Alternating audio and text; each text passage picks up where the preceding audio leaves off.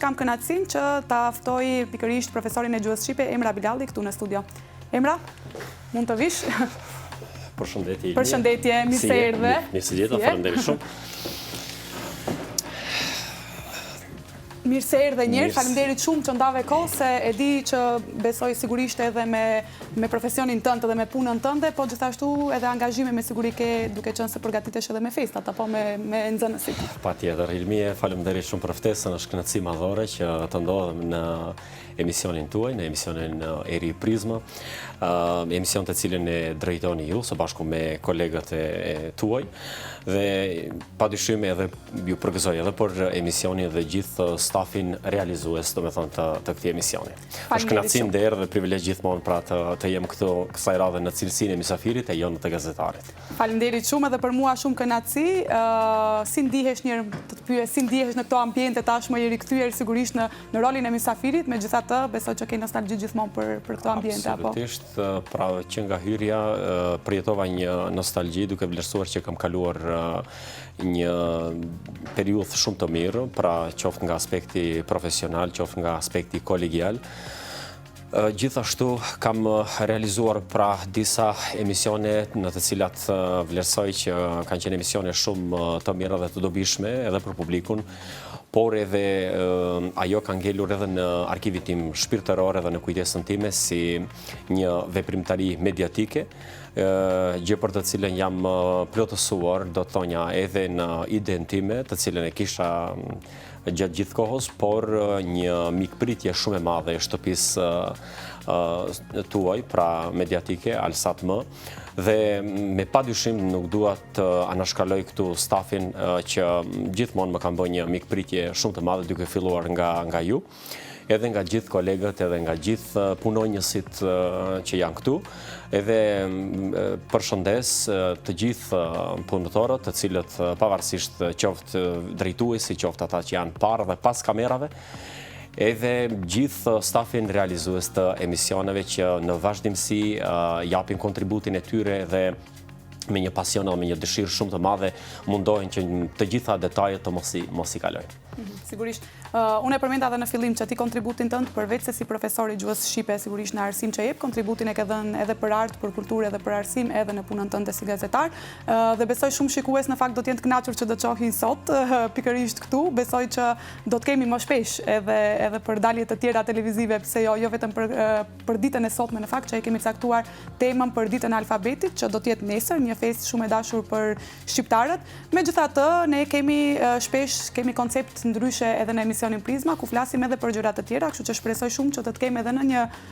moment tjetër për të folur edhe për pjesën tjetër tënde të punës. Patjetër, jo vetëm për ndonjë emision, por ka mundësi që të bëj edhe ndonjë rikthim që të bëjmë ndonjë emision bashkë për publikun. Pse jo, do të ishte e bukur. Kjo do të ishte shumë e bukur, po vetëm më duhet ta mendojmë se çfarë mund të sjellim publikut. Patjetër, pse jo, besoj që publiku i mungon në ekranet televizive, kështu që pse jo, dhe kjo do të ishte e bukur. Emra, të hyjmë në temën që e kemi sigurisht sot, ditën e alfabetit. Do të flasim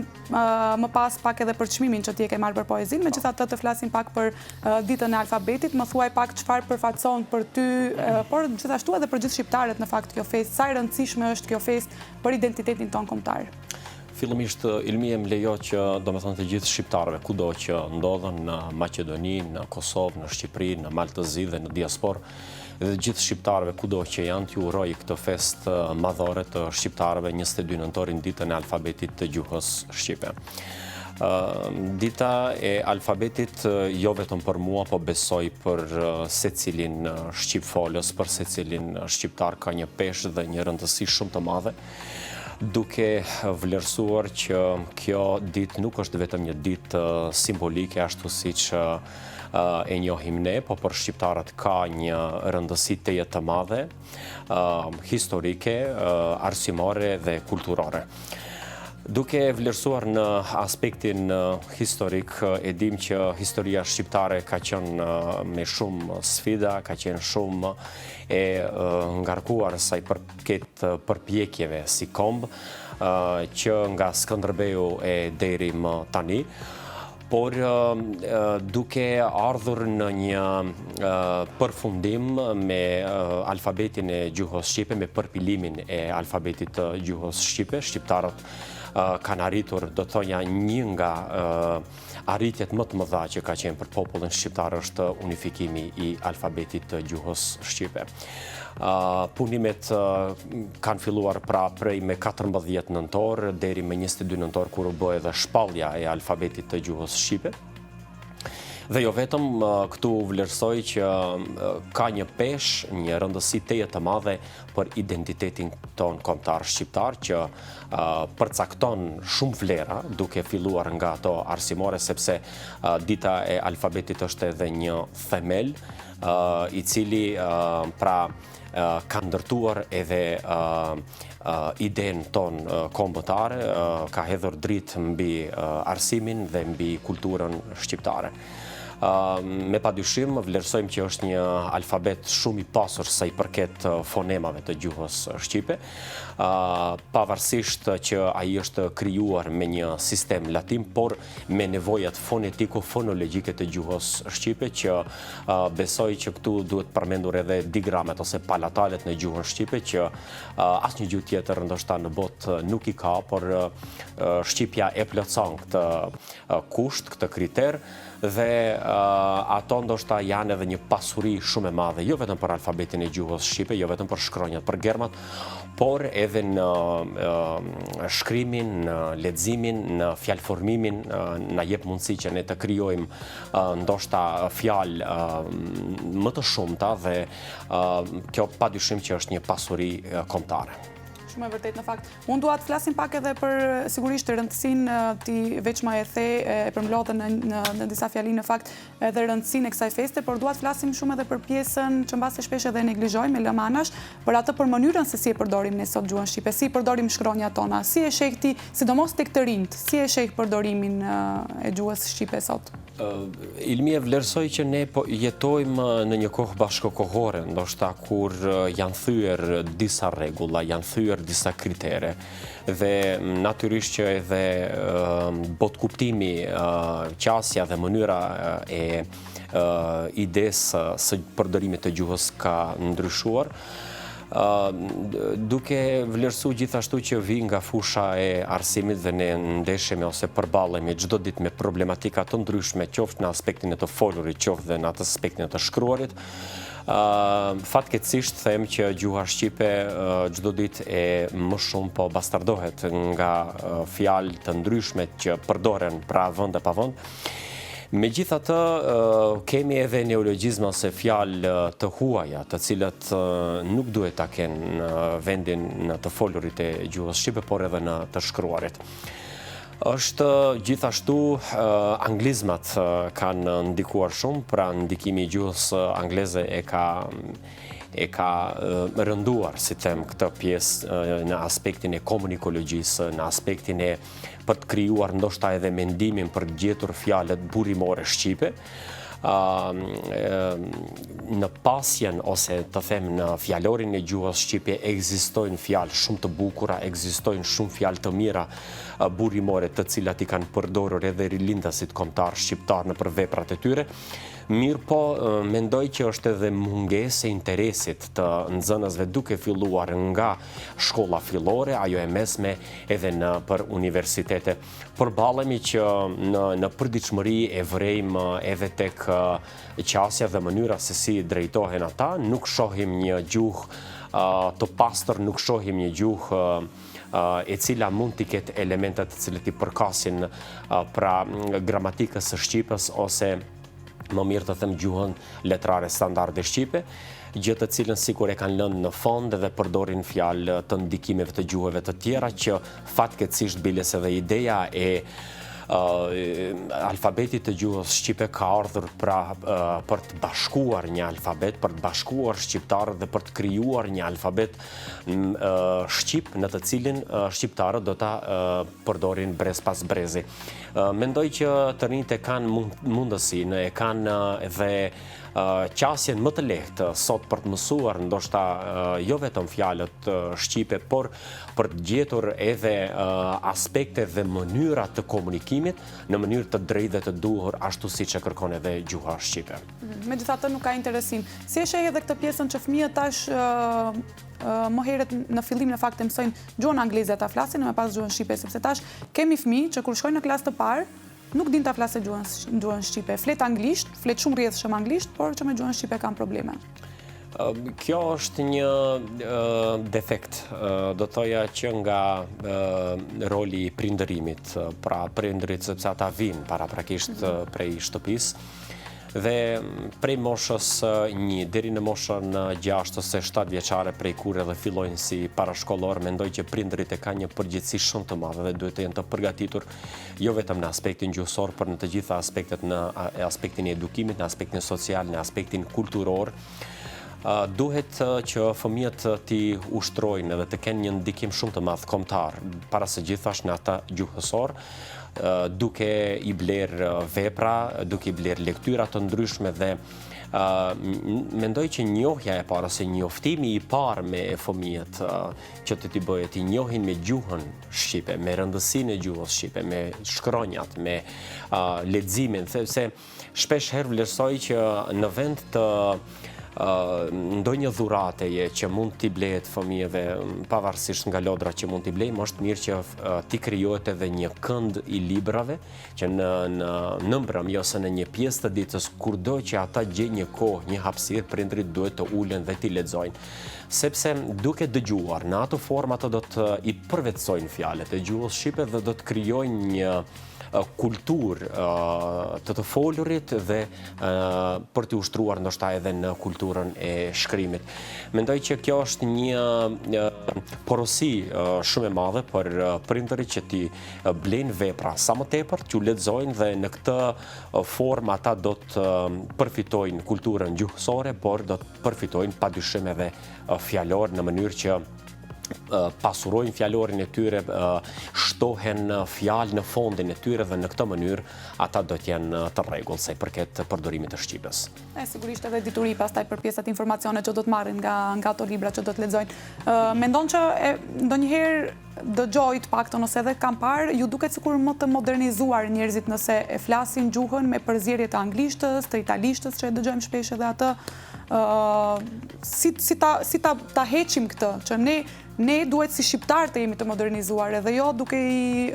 kopjuar të tjerët. Absolutisht, mbi të gjitha kombi, mbi të gjitha gjuhor shqipe, mbi të gjitha drejt shkrimi dhe drejt shqiptimi dhe mbi të gjitha është ajo autoktonja, ajo që është e jona. Nuk dukemi ne më të mirë, nuk dukemi më të mençur, ose nuk dukemi më specifik nëse përdorim ndonjë fjalë të gjuhëve të tjera, sidomos të anglishtës. Nuk jam kundër gjuhëve evropiane dhe të gjitha gjuhëve që mund të ekzistojnë, padyshim ajo është një kulturë. Përvecimi një gjuhë tjetër me padyshim që edhe lehtëson pra komunikimin ton me jo shqipfolësit,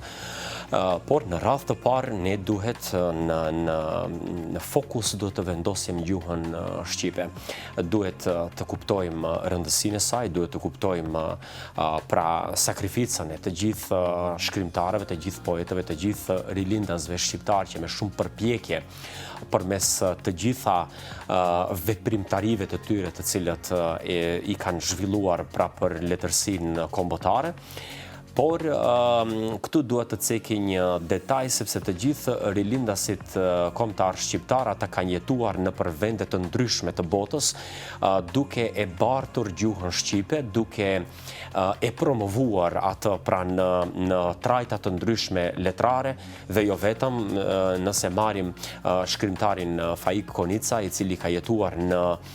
në Paris dhe me revistën Albania që në atë revistë kishte përmbledhur të gjithë artikujt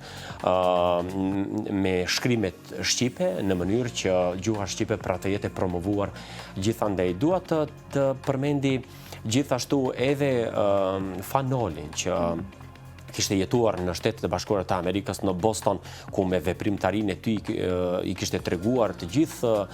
botës që një njeri mund të bëjë ndryshime, pra kudo që shkon, kudo që jeton, kudo që vepron, absolutisht nuk duhet të largohemi nga gjuha jonë dhe në përditshmëri të mësohemi ta ndjekim kulturën shqipe, ta ndjekim fjalën shqipe dhe të mos dalim pra jashta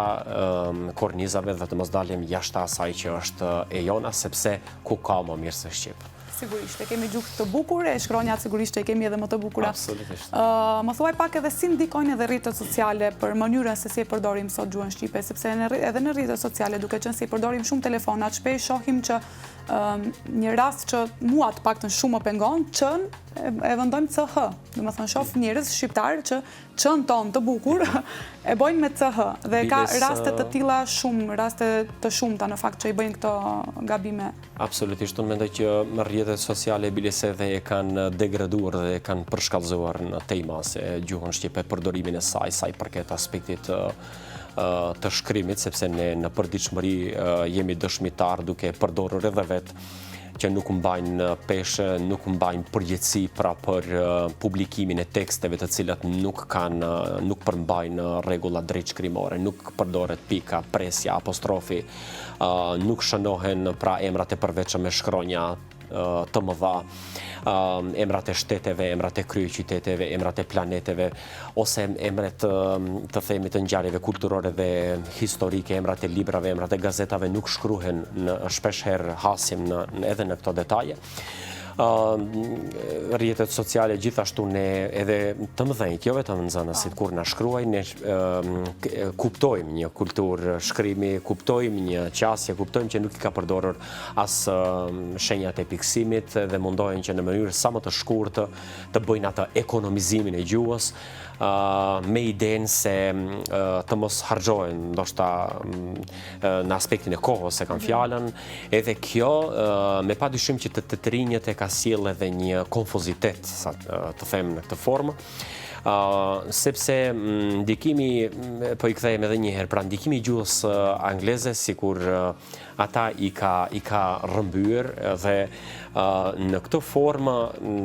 çdo përdorimi i drejtë i gjuhës shqipe, duke mos krijuar një kulturë shkrimi, duke mos krijuar një shkrim akademik, ndër vite ne nuk mund të kemi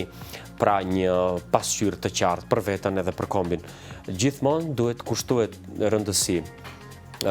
elementeve për të cilët kanë folur edhe rilindasit tanë, por edhe vetë dita e alfabetit të gjuhës shqipe. Është një thirrje për të gjithë shqiptarët kudo që janë, që ata duhet të ruajtur me një pasion dhe me një fanatizëm shumë të lartë gjuhën shqipe, duke vlerësuar në këtë aspekt pra kontributin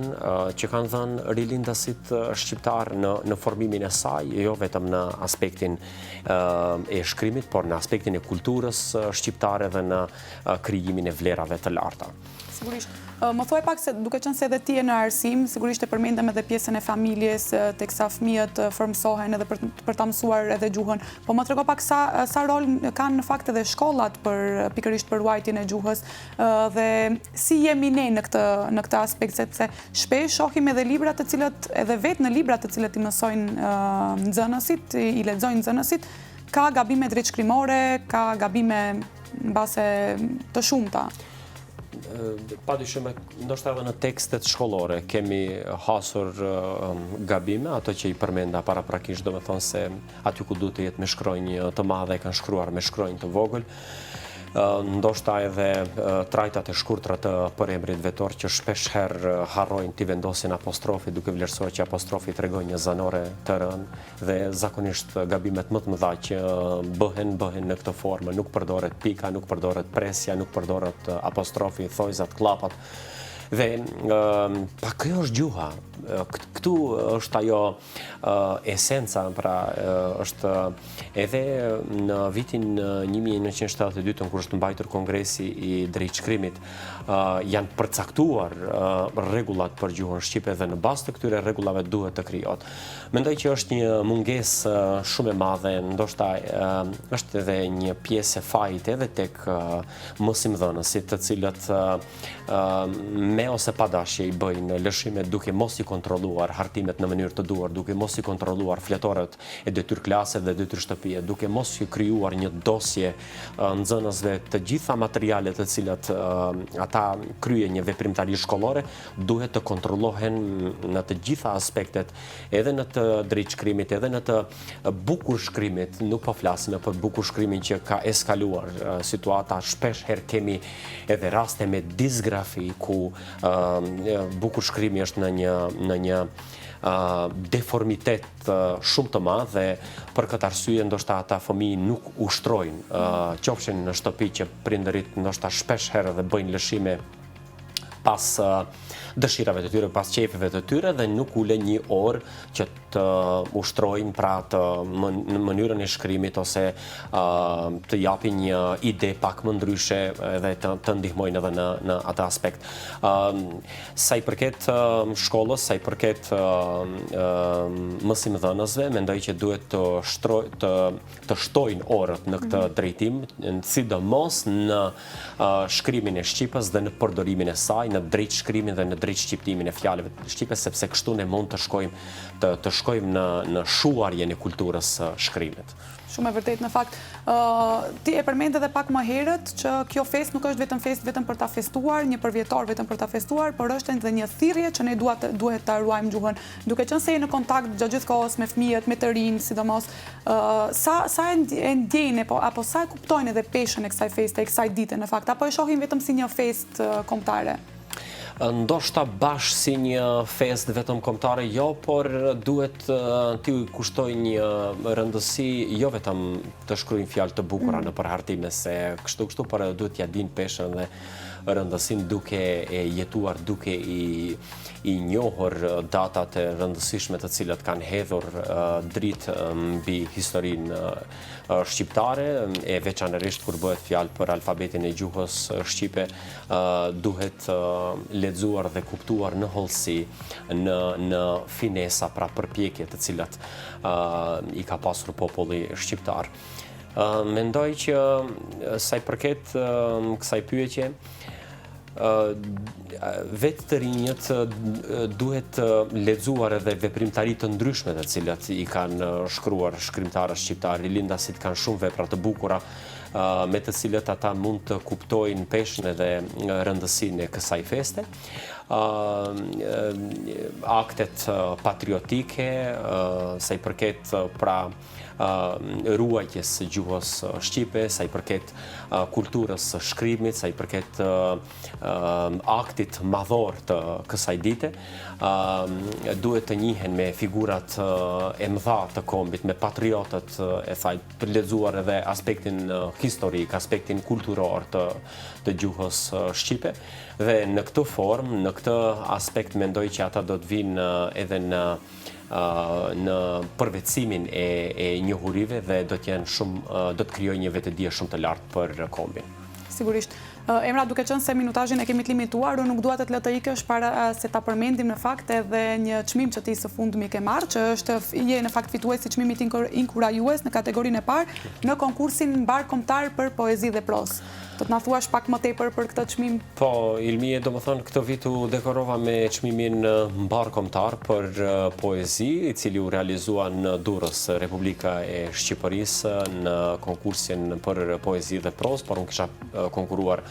me poezi dhe juria profesionale vendosi që në kategorinë e parë çmimin inkurajues mbar kombëtar të marr unë. Këtë eveniment ose këtë ngjarje kulturore e ka organizuar lidhja e shkrimtarëve dhe artisteve të Durrësit, ku ishin diku pjesëmarrës 80 poet, shkrimtar nga treva të ndryshme nga Kosova, Shqipëria, Maqedonia, Mali, Zi dhe Presheva. Dhe ky çmim si vjet nga juria profesionale, pra vlerësuan që të marr unë. Mendoj që është një fat i madh për mua në këtë vit dhe ndjehem shumë krenar, shumë i lumtur që pas gjithë asaj pune të madhe arrita pra të kurorëzoj edhe me një çmim mbar kombëtar. Poezia jote ti në fakt u shfaqe me poezinë pas shumë kilometrash, nëse e ke. Çfarë mesazhi ka kjo poezi? Kilometrash, vetë titulli pas shumë kilometrash njeriu në jetë bën shumë përpjekje, shumë rrugë, pas shumë kilometrave ne arrim dikond, pas shumë kilometrave ja arrim një qëllimi, ndoshta pas shumë kilometrave aty ku pretendojmë ose ku dëshirojmë ne të jemi. Poezia pra e ka idenë e përpjekjeve të mia për jetën, për shkrimin, për kulturën, për gjuhën, dhe jo vetëm është edhe një dialog që e përshkruan në mes poetit dhe shkrimtarit të përmasave botërore, gjeniun e letrave shqipe, shkrimtarin Ismail Kadare. Dhe mendoj që ajo poezi është të krijuar në mënyrë shumë spontane, kur isha duke pritur shkrimtarin Ismail Kadare në takimin e orës letrare në vitin 2016 që ndodhi në kullën Sky Tower ose kulla rrotulluese në Tiranë, dhe ndoshta ka qenë frymëzimi më i madh, muza ime më e madhe që të marr penën dhe të shkruaj, detyrimisht të shkruaj një poezi, sepse ai më la një fjali shumë të bukur, tha, nëse ndonjëherë Emre do të promovosh ndonjë libër me përmbledhje të poezisë ose çfarë mund të jetë tjetër, ti duhet ta titullosh me këtë titullin e poezisë, sepse i pëlqeu shumë dhe kisha fatin që ato kohë edhe të bëja një takim edhe të qëndroja diku 2 orë me shkrimtarin që mësova shumë nga ai, por edhe më dha shumë edhe nga ana profesionale, nga ai kulturor dhe nga ai letrar. Sigurisht, ka qenë frymëzim, në fakt shumë persona thonë që kanë filluar të shkruajnë edhe poezi, apo kanë filluar edhe të shkruajnë edhe libra, pikërisht pas takimit me shkrimtarin Ismail Kadare, ka qenë frymëzim sigurisht për të gjithë. Sigurisht. Do presim ndonjë libër mbase me poezi ose e kemi vendosur në furrë, po presim të piqet edhe besoj që ndoshta ky edhe do të jetë motivi që do të vijë edhe një herë për ta provuar pikërisht në televizion. Sigurisht. Emra, duke qenë se jemi nga fundi, shumë shkurt një mesazh për të gjithë shqiptarët kudo që ndodhen, një mesazh për atë që në fakt deri tash e folën për ruajtjen e gjuhës, por jo vetëm ruajtjen e gjuhës, por të gjithë identitetit tonë kombëtar. Gjuha është themeli i një populli, është identiteti ynë kombëtar që na përfaqëson kudo që ne shkojmë, është mirë që ne ta ruajmë atë, edhe sa i përket aspektit të shkrimit, por edhe në të folurit, të lexojnë sa më tepër mbi gjuhën, mbi kulturën gjuhësore, sepse vetëm në këtë formë ne u përcjellim brez pas brez. Sigurisht, një mesazh shumë i mirë. Emra, faleminderit shumë që ndave kohë për të qenë pjesë e emisionit Prizma, për të ndarë në fakt edhe këto mesazhe kaq të bukura, edhe për të treguar atë dashurinë dhe pasionin që ti ke edhe për gjuhën, edhe për letërsinë, edhe për gjitha në fakt që lidhen me identitetin tonë kombëtar. Unë ju falenderoj shumë. Faleminderit.